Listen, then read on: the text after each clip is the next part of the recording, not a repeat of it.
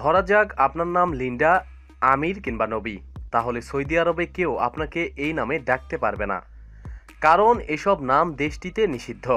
Saudi আরবের স্বরাষ্ট্র মন্ত্রণালয় রীতিমতো প্রজ্ঞাপনের মাধ্যমে 50টি নামের উপর নিষেধাজ্ঞা জারি করেছে।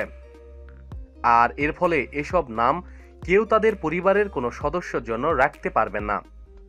আগে থেকে এসব নাম রেখে থাকলেও আর সেই নামে ডাকা যাবে না। দেশটির নাগরিক বিষয়ক বিভাগ থেকে নিষিদ্ধ ঘোষিত এই 50টি নামের তালিকা প্রকাশ করা হয়েছে।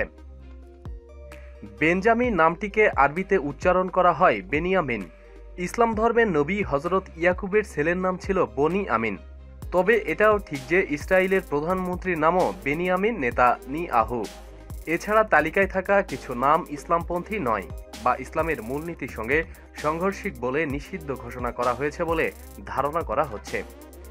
সেই সঙ্গে রাজপরিবারের সদস্য নির্দেশিত হতে পারে এমন কিছু নামও নিষিদ্ধ করা হয়েছে, যেমন মালিক, যার অর্থ রাজা, মালিকা, যার অর্থ রানী।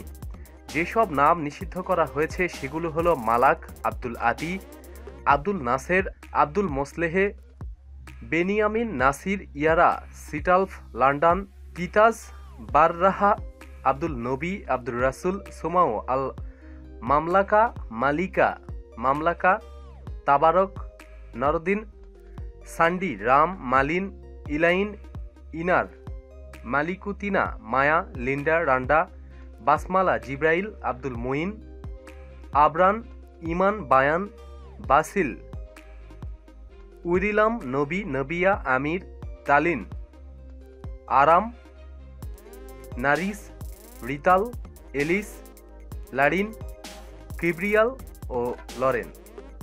প্রতিদিন সব খবরাখবরের জন্য সাথেই থাকুন এবং সাবস্ক্রাইব করুন। ধন্যবাদ।